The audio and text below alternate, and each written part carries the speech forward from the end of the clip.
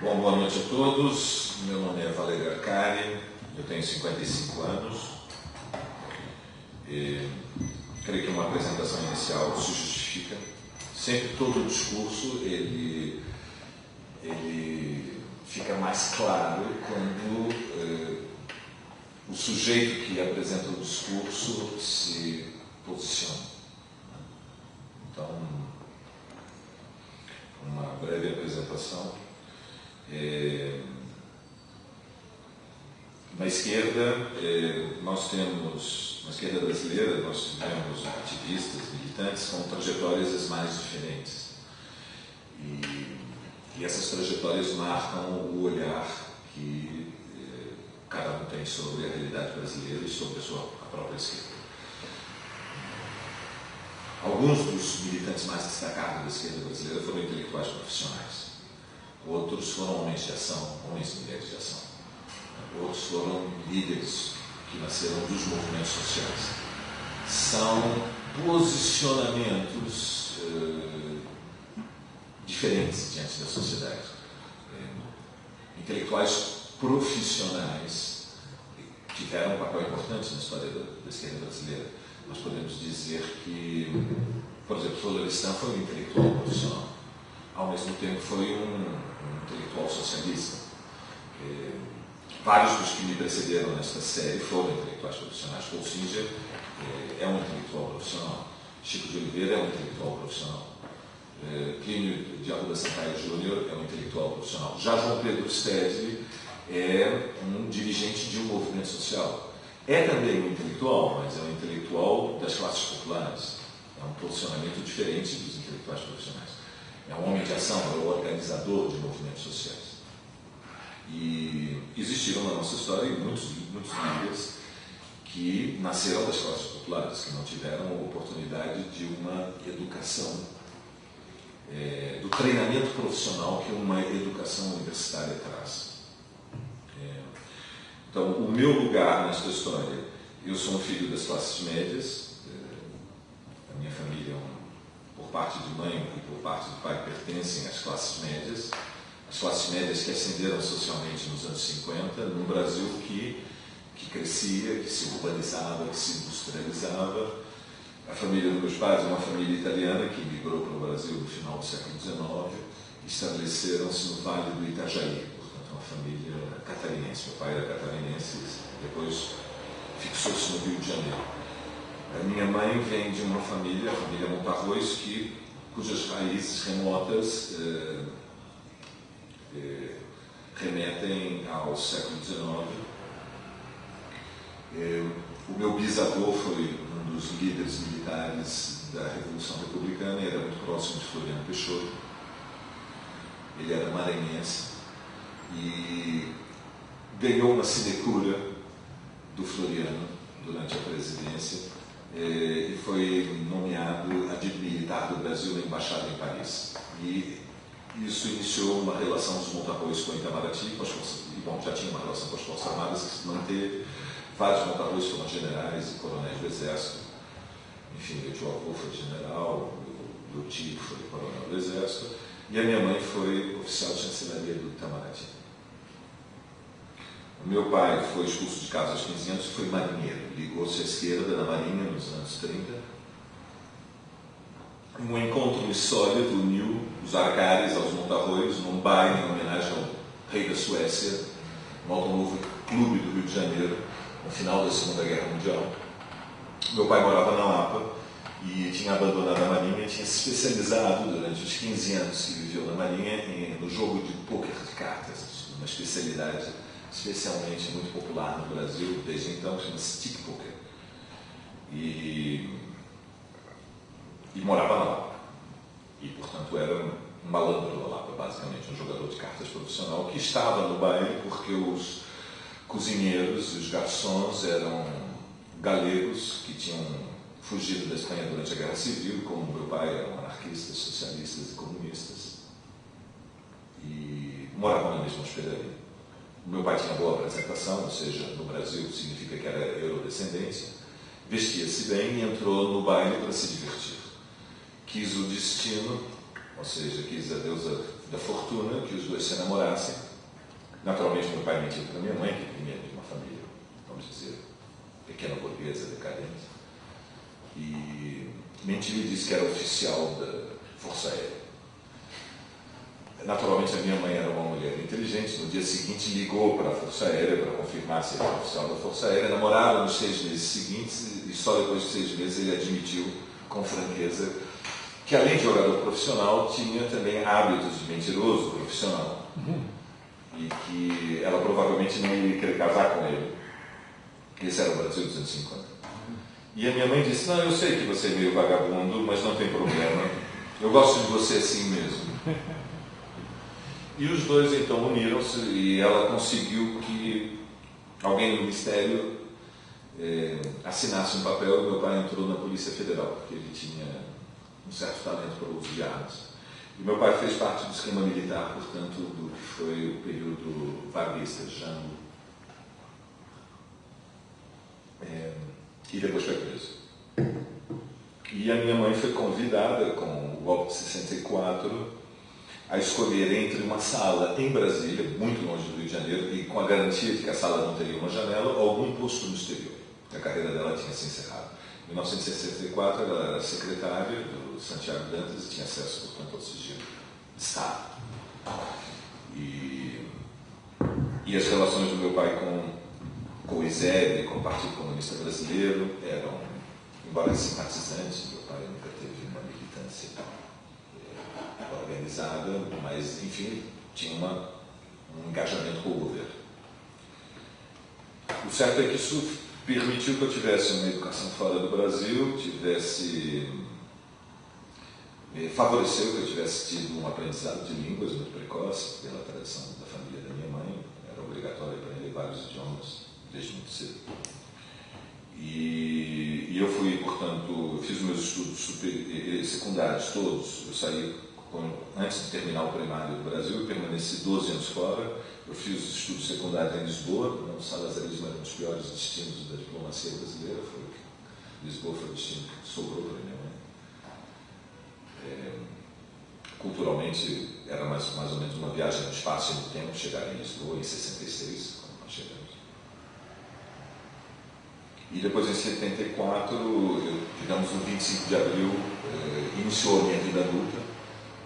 E eu, enfim, desde os 15 anos, iniciei uma militância no movimento estudantil. Prestei o bacalaureat, fui estudar na Universidade de Paris, estudei em Nanterre, abandonei os estudos em Nanterre, voltei para Lisboa durante a Revolução, e a Revolução foi a minha escola para a vida adulta.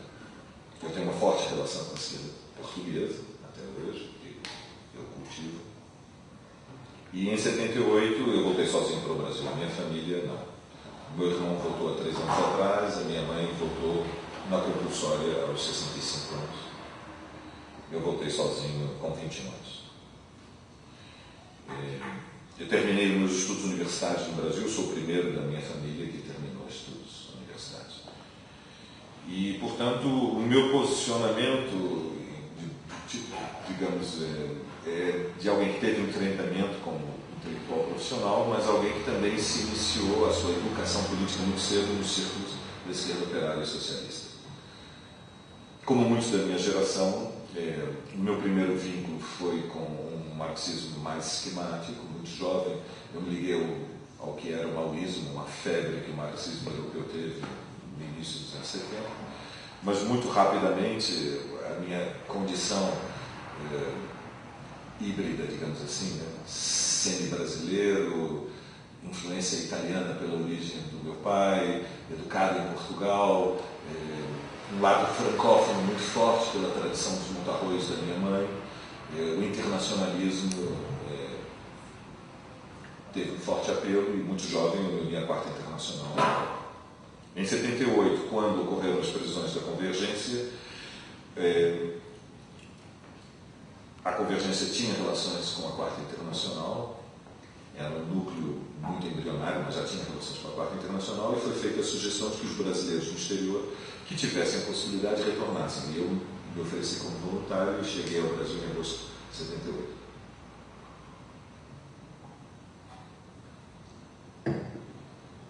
Então, essa é uma primeira apresentação. A segunda é uma questão de método. É importante que vocês considerem que toda apresentação sobre o Brasil, uma análise de esquerda do Brasil, tem que ter uma percepção autocrítica. Passei boa parte da minha vida militante no Brasil, nos anos 80, cercado de militantes que se consideravam gênios. É muito incômodo militar e andar pelos corredores da vida com homens e mulheres que se consideram gênios. Então, essa experiência na fundação da CUT, na fundação do PT, eu era o mais jovem membro do Executivo Nacional do PT, fui, durante boa parte dos anos 80, quase sempre o único que também trabalhava, além de estar na Executiva Nacional do PT, não era funcionário do aparato do PT, nunca aceitei ser funcionário do aparato do PT. Então, isso me colocou diante de uma perspectiva permanentemente muito autocrítica. Por quê? Por três razões fundamentais. A primeira razão é que, num país como o Brasil, para um militante que tem origem nas classes médias, ter uma relação com a esquerda, com fortes vínculos com o movimento proletário, tem que ser uma escolha subjetiva de vontade. Você pode estar na esquerda e militar durante muitos anos na esquerda brasileira e não ter nenhuma relação orgânica com a classe trabalhadora. É uma escolha. Você se une ou não à classe trabalhadora. Boa parte da esquerda brasileira, ela não é socialmente, não tem uma relação socialmente amigável com a classe trabalhadora. Não gosta dos ambientes proletários, não gosta do que nós podemos chamar a cultura da sociabilidade operária brasileira. Então foi, para mim, uma decisão consciente de ligar a classe trabalhadora fisicamente. Para o fazer, durante 7 anos, eu fui trabalhar no bairro proletário, fui trabalhar como professor na rede estadual de São Paulo. Foi uma escolha consciente. Poderia não fazer, poderia trabalhar em cursinhos, sem maiores dificuldades, ou em faculdades particulares. Segunda, é que a esquerda brasileira é um ambiente no qual predomina o que nós podemos chamar o elogio do empirismo, e estou tentando ser prudente com as palavras. Frequentemente se transforma a necessidade em virtude. E as relações da esquerda brasileira com o que nós podemos chamar o repertório cultural acumulado pela esquerda internacional e pela própria esquerda brasileira não é uma relação também amigável. Mesmo durante a década de ascenso dos anos 80, nós estávamos diante de uma esquerda pouco reflexiva, com poucas preocupações programáticas, com pouca inclinação a estudar teoria e com grande ignorância histórica. Então, essa é uma segunda premissa importante. Foi necessário sempre lutar contra a corrente para ir além do que era o elogio do empirismo, do movimentismo, da correria permanente e da forma mais comum que o empirismo assume na esquerda brasileira, que é o politicismo. O politicismo é transformar a tática de cada dia numa questão de vida ou de morte. E construir e educar militantes na percepção de que estamos permanentemente em debates de tática. Bom, isso não é uma novidade, não é um fenômeno estritamente brasileiro. E é legítimo que se discutam as táticas, porque há que agir. E, portanto, estamos sempre sob a pressão da luta de classes, das respostas imediatas. Mas os debates de tática são muito tristes se eles não são iluminados pela experiência acumulada pelos que vieram antes de nós e que frequentemente fizeram exatamente os mesmos debates. Então, também tive que, digamos, me construir contra-corrente nesse terreno. E, por último, a esquerda brasileira, ela é muito nacionalista. O Brasil é um país continental que exerce pressões centrípetas que são, para a maior parte de nós, imperceptíveis, mas são devastadoras. É a ilusão de que, sendo este gigante que é o Brasil, nós temos um destino próprio que independe das flutuações da situação internacional e, digamos, das dinâmicas continentais, pelo menos latino-americanas. Então, é importante, nesse depoimento, dizer que também foi uma luta enorme superar essas pressões nacionalistas. E mesmo na tradição política na qual eu me eduquei, que é a tradição do trotskismo, Pode haver um internacionalismo somente nas palavras, um internacionalismo declamatório. O verdadeiro internacionalismo ele vai além de ler eventualmente o Le Monde, ou o New York Times, ou o Economist, ou qualquer outra publicação internacional. O verdadeiro internacionalismo significa tomar como suas as dores e as alegrias da causa socialista à escala internacional. Realmente, a sério. Então, por exemplo, ser internacionalista hoje está realmente muito preocupado com o que acontece na Síria e no Egito. Não há internacionalismo sem paixão pelo que acontece hoje na Síria e no Egito. Por quê? Porque uma encruzilhada da história está sendo decidida nesse momento no Oriente Médio e vai ter impacto mundial. E nós podemos fingir que nós estamos imunes aos desenlaces do que se passa na Síria e no Egito, mas isso é um erro de perspectiva, para também ser prudente com as palavras. No mínimo, é um erro de perspectiva. Então, isto posto, tudo que vem na sequência é uma tentativa de superar essas três limitações herdadas que a minha geração herdou da geração anterior da esquerda brasileira. E na qual, eu tive que me construir. Mas eu estou marcado por essa história. Eu acho que todos os que vivemos o processo final dos anos 70 até este momento, carregamos conosco a experiência do tempo e do espaço que nos coube viver. Nós nos forjamos nesse contexto. Nós somos os filhos desse período histórico. E nesse período histórico, essas três âncoras, foram âncoras que dramaticamente estiveram, em geral, ausentes da esquerda brasileira. Em segundo lugar, quero dizer que falo com muita alegria pelo fato de ter sido convidado, me sinto muito honrado pelo convite da Casa da Cidade. Foi uma alegria receber, através do Arthur, a proposta de fazer essa apresentação.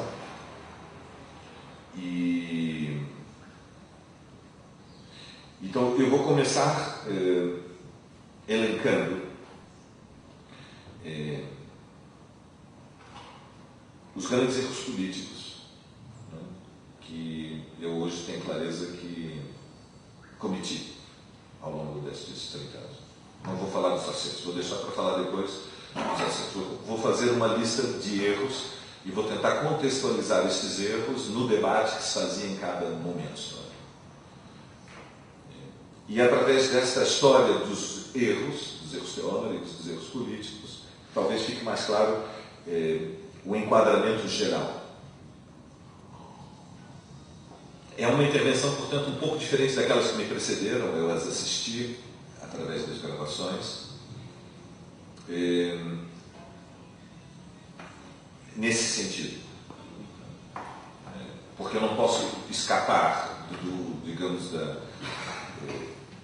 da minha condição de desse protagonista de boa parte da história dos últimos 30 anos, que é o foco central, evidentemente, que nos interessa quando discutimos o Japão. Então, primeiro erro. A esquerda brasileira estava num dilema tremendo no final dos anos 70, e esse dilema envolvia duas questões centrais. Os dois problemas centrais eram, primeiro, qual é a estratégia para derrubar a ditadura? Já que era claro que o regime militar preparava conscientemente um projeto de transição concertada com o MDB. E, portanto, para uma esquerda operária e socialista, para uma esquerda de inspiração marxista, a questão decisiva era como derrotar a estratégia de transição gradual controlada. Era muito claro que o MDB, como instrumento para derrubar a ditadura, era incapaz. Não era inadequado, era incapaz. O que não é a mesma coisa de dizer que era errado explorar os laços democráticos para uma intervenção política legal ou semi-legal que o MDB abria. Não são a mesma coisa. E portanto, a partir da onda de greves que começa no ABC, mas que atinge o movimento de professores, o movimento de bancários, estende-se em alguns estados para a construção civil, petroleiros, mas que tem como coluna vertebral, digamos, a maior força social de choque, de impacto, as mobilizações em São Bernardo e Santo André.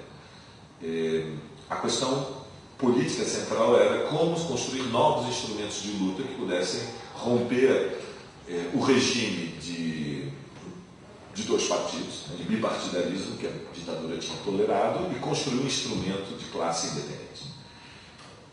O tema do instrumento de classe independente era a questão estratégica central. E, naquele momento, aqueles que militávamos na Convergência Socialista éramos todos muito jovens. Quando eu digo muito jovens, para termos um contexto, os dirigentes na média tinham 24 anos, 25 anos. Os mais velhos entre nós tinham 27, 28 anos. E os mais novos não tinham um pouco mais que 20 anos. Esse era o núcleo do Comitê Central. Esse é o Comitê Central da Convergência, que é preso em agosto de 78, uma operação relativamente importante na época do golpe do SNI. Para nós, a construção do PT era a questão decisiva, construir um partido independente de classe. A primeira formulação que nós apresentamos pelo debate foi a fórmula do Partido Socialista, e por isso o próprio projeto da Convergência Socialista era uma iniciativa de uma organização ilegal que chamava-se PST, o Partido Socialista dos Trabalhadores. Ele lança um movimento de convergência socialista que pretendia ser uma frente. E alguns deputados que vinham da tradição da esquerda, que já tinham mandados pelo MDB, vieram no evento da Convergência Socialista. Veio Geraldinho, que tinha uma relação com a Ação Popular, veio Cair, veio o JG de Araújo Jorge, vieram no eixo Rio-São Paulo, que seria a esquerda, ou a extrema esquerda, para ser mais preciso, do próprio MDB. O nosso projeto como trotskistas era que estas personalidades, na sua grande maioria personalidades, não eram militantes orgânicos de nenhuma organização revolucionária ilegal, poderiam se unir a este projeto. E essa proposta do Partido Socialista era uma tentativa de forçar os limites da abertura que a ditadura estava desenvolvendo. Sobre o impacto das greves e nas negociações na campanha eleitoral de 78, quando apoiamos o Fernando Henrique, fomos o centro do comitê eleitoral que elegeu Benedito Marcilli, presidente dos sindicatos metalúrgicos de Santo André, como deputado operário do Congresso Nacional. Aliás, junto com Aurélio Pérez, eleito pelo PCdoB dentro do MDB, os primeiros dois operários que nesta fase da vida política brasileira entraram no Congresso Nacional. E foi nesse processo da própria campanha que nós introduzimos uma mediação na fórmula, que era Partido Operário Socialista, e já durante a campanha eleitoral surge a sigla Partido dos Trabalhadores, em cartazes e em panfletos. As ideias estavam no ar, não estou reivindicando direitos autorais de nada. As ideias estão no ar. Simplesmente, para registro histórico, a ousadia do que era este núcleo trotskista, muito isolado, de um marxismo semi-selvagem, era muito grande, mas muito vinculado à classe trabalhadora e com muita,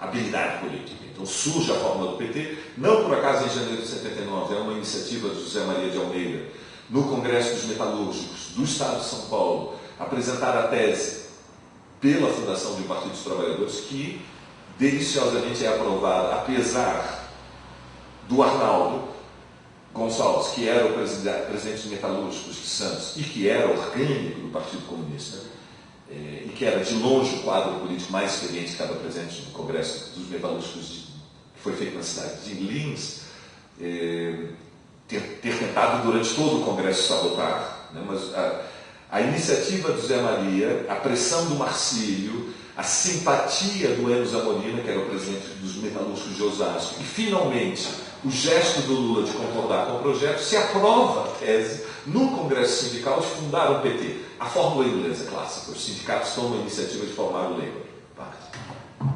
Vocês imaginam a nossa euforia em fevereiro de 79, quando temos essa pérola nas mãos. Alguns dos sindicatos operários mais importantes do país desafiando não a hegemonia, mas quase o monopólio da representação política legal da luta contra a ditadura, que estava na mão de Ulisses, de Montoro, de Tancredo, que evidentemente estavam negociando a transição pós-Geisel Figueiredo. Erro de 78. No marco de ter compreendido que era decisivo implodir este monopólio do MDB, e era decisivo avançar na direção da representação independente dos trabalhadores, nós subestimamos as forças mais reacionárias que estavam no poder. e quase destruímos a nossa pequena organização. Quer dizer, imagine a gravidade de um erro. Uma organização revolucionária clandestina lança um movimento político legal e uma semana depois todo o seu comitê central é preso, sem exceção, numa operação conjunta de norte a sul do país, num intervalo de 3 horas. Presos na Avenida Brasil, parando ônibus, presos em Porto Alegre, presos em Belo Horizonte, presos em São Paulo, no mesmo dia. E não fosse o desastre suficiente, Moreno, Rafael Moreno, que era nesse momento o principal dirigente latino-americano da Quarta Internacional, que estava clandestino em São Paulo e que muito reservadamente tinha passado pelo espaço público do lançamento da Convergência Socialista, rastreado pela polícia, foi preso. Bom, nós estamos em 1978, há uma ditadura semifascista no poder na Argentina, uma ditadura que assassinou 117 militantes trotskistas da organização Rafael Moreno, e, portanto, se Moreno é repatriado para a Argentina, é imprevisível o que pode acontecer. Um erro muito grave, portanto. Felizmente isso não aconteceu, foi possível numa articulação internacional em que as organizações da Quarta Internacional na Europa cumpriram um papel-chave e a social-democracia fez uma intervenção sobre o governo brasileiro e conseguiu que ele fosse expulso para a Colômbia. E ele e a companheira, na época, foram poupados de ser devolvidos para Buenos Aires.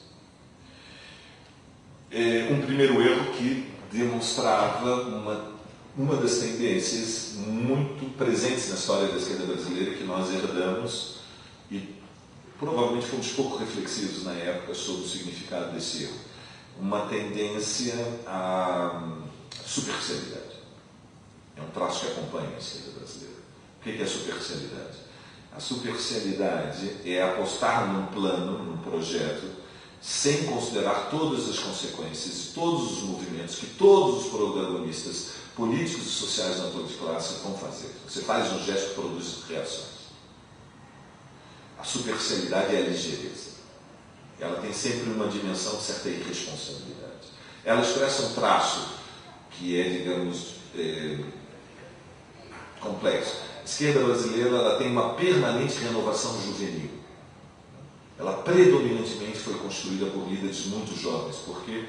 Porque a grande maioria dos seus quadros são recrutados nos setores médios quando são muito jovens, mas têm pouca estabilidade política e social.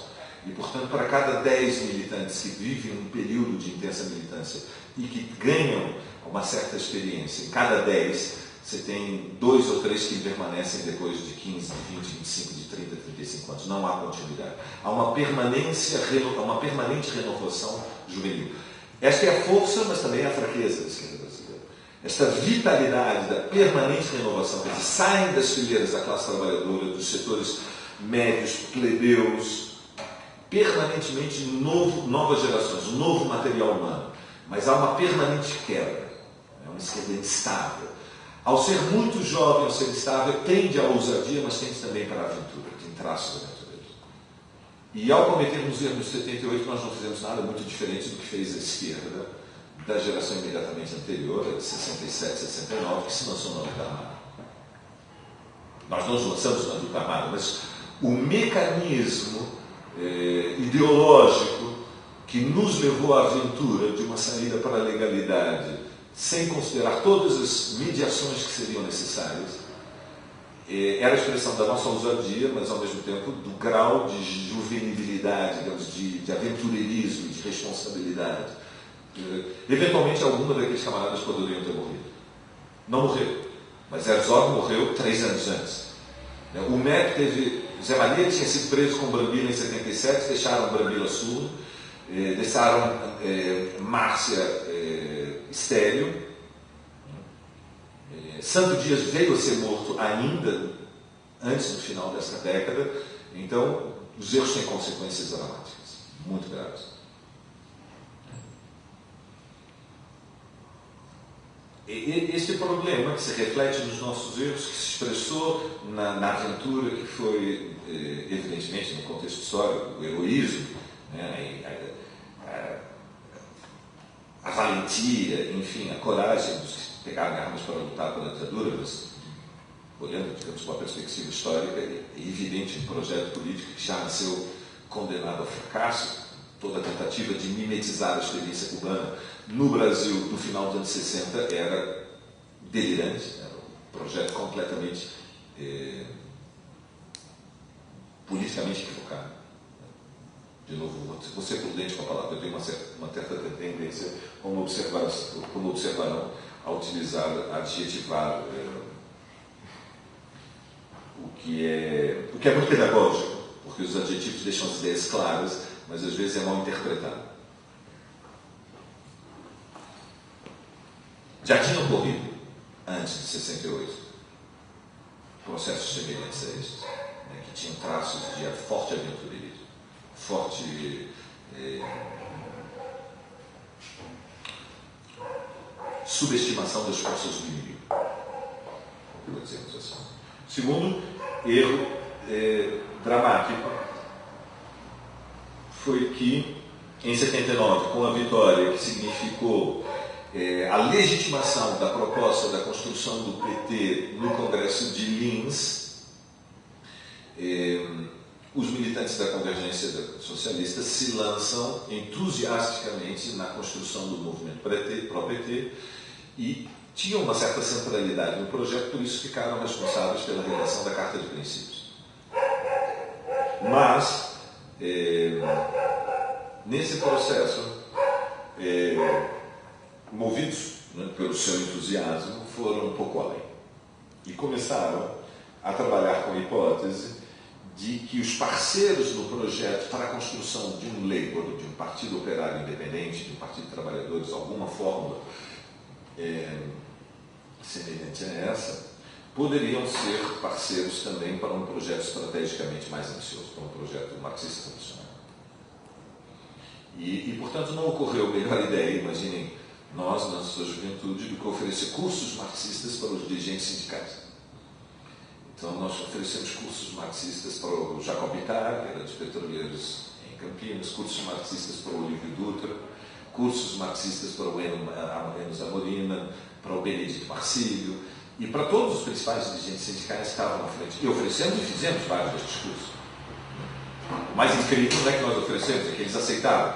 Então, isso fala tanto dos professores como dos alunos, e do ambiente que existia nesse momento.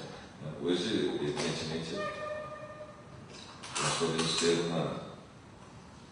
Este entusiasmo, com a possibilidade de que o PT poderia ser um partido revolucionário, é uma febre que nós fomos os primeiros, digamos, a ser tomados por elas. Este vírus do atalho, fomos os primeiros a tê-lo. A vantagem de você pegar uma doença pela primeira vez é que depois você desenvolve anticorpos. Os que vieram depois não tinham os anticorpos. Bom, o resultado dessa febre, evidentemente, foi que praticamente destruímos também esse pequeno nosso núcleo. Nós éramos mais ou menos na virada de 78 para 79, surpreendentemente, alguma coisa em torno de 1.000 militantes. Na sua esmagadora maioria, muito jovens, mas organizados seriamente em núcleos semanais, com educação marxista, cursos, jornal interno semanal, jornal externo semanal, séries pelo todo o Brasil, finanças independentes, permanentes controles sobre as campanhas. Mais ou menos 1/3 da nossa direção, nesse momento histórico, abraça o projeto de construir o PT como partido revolucionário. Há um congresso, no final de 79, que paralisa a convergência do segundo semestre de 79. Os que viveram aquele período ficaram muito surpresos, porque a convergência, digamos, estava em todas até julho de 79. De julho de 79 a dezembro de 79, os militantes da convergência praticamente desapareceram. Praticamente desaparecemos, porque mergulhamos numa vertigem quase de um congresso de refundação. Para terem uma ideia, quando chegamos ao congresso, nós tínhamos 3 frações, 2 tendências, tinham sido publicados 27 documentos. Imaginem no Brasil, a pilha de documentos era assim. Imaginem pessoas normais que tinham que trabalhar 8 horas ou estudar com uma pilha de documentos. Era mais ou menos como se tivessem entrado num mundo paralelo, uma vertigem ideológica, né, num estado alterado de consciência, Bom, e chegamos ao Congresso, que é um congresso que dura quase uma semana, um congresso clandestino, como deveria ser, a moda da esquerda brasileira, ou seja, num mosteiro da igreja, que significa a pior comida do mundo. No terceiro dia de tanto comer frango, você já perdeu o juízo, né? Você já está num estado meio catatônico, vegetativo, de subnutrição. E isso não podia resultar em nada senão num processo de destruição. Em janeiro de 80, portanto, um mês antes da fundação do PT no Colégio Sion, aqueles que tinham sido, digamos, pioneiros, protagonistas do processo, estávamos reduzidos a menos de 300 militantes. Tínhamos perdido 2/3 da organização, 1/3 do Comitê Central tinha rompido. Entre os dirigentes corrompidos, vários tiveram trajetórias que são públicas e conhecidas. Júlio Tavares uniu-se à Democracia Socialista, que permanece no PT até hoje, cumpriu vários papéis nas administrações do PT no ABC. Fernando Peregrino aderiu ao brizolismo, transformou-se num dos braços direitos do Brizola, fez uma carreira, portanto, no Rio de Janeiro, acompanhando a tradição do PDT, foi primeiro-ministro, praticamente, durante o governo Garotinho, foi candidato a governador com o apoio do Garotinho, já não mais pelo PDT, creio que na época o Garotinho fez um movimento, filiou-se ao MDB mais recentemente. Ivan associou-se a Luiz Erundina, trabalhou, e creio que continua trabalhando como o assessor mais próximo da Luiz Erundina durante a prefeitura, depois da prefeitura. Foi chefe de gabinete em todos os mandatos, creio que mantém ainda essa função. E tantos outros, digamos, que fizeram vidas por dentro do processo do PT e da CUT. Vários conquistaram posições de bastante destaque. Bom, aqueles que permanecemos na organização que manteve uma identidade trotskista, estávamos então diante de um novo dilema, que era interpretar como seria o processo da luta final contra a ditadura. Construímos o PT, qual é o desafio? A primeira lição, portanto, que nós retiramos é que era fundamental, evidentemente, investir na construção do PT, mas seria necessário para aqueles que reivindicavam o marxismo revolucionário se construir como uma tendência organizada. Em linguagem marxista significa ter disciplina de fração interna. O que é disciplina de fração interna? Significa que você tem uma organização conspirativa dentro de um partido. Uma organização conspirativa não significa uma organização que tem relações desleais. Você ser conspirativo não quer dizer que você mente politicamente. Significa que você não diz o tempo todo tudo o que pensa, nem divulga publicamente tudo o que faz. É um recurso da política que é utilizado, de resto, por todas as classes e ao longo de toda a história, por todas as regras políticas. O que significava isso? Significava que a convergência, em grande medida, ao contrário de todas as outras correntes internas do PT, publicava todas as semanas o que pensava da situação política brasileira, mas não anunciava publicamente todos os movimentos orgânicos que ela fazia. Ou seja, a convergência tinha os seus próprios critérios de posicionamento de militantes, de construção nacional. Por que isto era necessário? Isso era necessário por duas razões fundamentais. Primeiro, porque havia uma ditadura no país e nós tínhamos aprendido a lição de 1978. E, portanto, nós sabíamos que se nossos militantes estavam estruturados em grandes empresas, em empresas de importância estratégica, e nós sempre tivemos a preocupação de ter uma implantação naquelas empresas que têm significado estratégico para os destinos do Brasil, ou seja, os espaços onde o combate pela Revolução Brasileira será decisivo. Isso significa as grandes empresas metalúrgicas, as grandes empresas da mineração, a Petrobras, evidentemente, os grandes batalhões organizados da classe trabalhadora, significa os grandes bancos, as principais universidades. A militância do PT, ela podia já ser feita a partir de 80 de forma legal, mas o PT estava completamente infiltrado de policiais. E nós éramos conscientes disso. E, portanto, não podíamos expor os militantes que estavam implantados e estavam construindo um trabalho de base nas grandes empresas a espaços que são semi-legais, mas que são infiltrados pela polícia. Isso levou a que nós tivéssemos uma situação um pouco distinta de localização dentro do PT. Os estudantes podiam militar abertamente no PT, mas aqueles que estavam em empresas onde a sua identificação como trotskistas era bastante para ser demitidos, esses não militavam no PT. Defendiam o PT entre os trabalhadores na sua fábrica, mas não iam nos organismos do PT, não iam nos espaços onde o PT se organizava legalmente. Nós estávamos convencidos, naquele momento, que era possível uma nova greve como a de 78, que uma nova greve podia precipitar uma situação revolucionária no Brasil. Portanto, nós apostávamos a contribuir no espaço das nossas forças para preparar as condições para que se abrisse uma situação revolucionária. Nós éramos conscientes que não estava ainda aberta uma situação revolucionária no Brasil, mas achávamos que havia, nossa apreciação na época, que havia uma situação pré-revolucionária. De fato, a greve de 80 e, sobretudo, depois da greve de 81, foi uma prova de forças decisiva com a ditadura. E, olhando com a perspectiva da história, é muito evidente que tanto a de 80 como a de 81 foram greves derrotadas. E que elas deram um novo tempo de vida ao governo Figueiredo. Foram greves derrotadas, em grande medida, porque permaneceram isoladas. E, portanto, o desafio estratégico que o isolamento da greve do PT, que a greve do ABC de 80 e 81 colocou, depois com a intervenção do sindicato, com a prisão dos líderes sindicais, era a necessidade de construir um novo instrumento, um instrumento que permitisse que o gatilho de uma luta que começaria pelos setores mais organizados, bancários, professores, metalúrgicos, petroleiros, pudesse se estender a nível nacional. Esse instrumento teria que ser uma central sindical. E a central sindical, portanto, a perspectiva de impulsionar a fundação de um novo instrumento de independência era o projeto de retomar o fio da história, quer dizer, onde o CGT tinha terminado no comício da Central do Brasil, deveria-se retomar o fio da história com a construção de um novo CGT, agora para ser o ponto de apoio para chamar a greve geral que derrubaria a ditadura.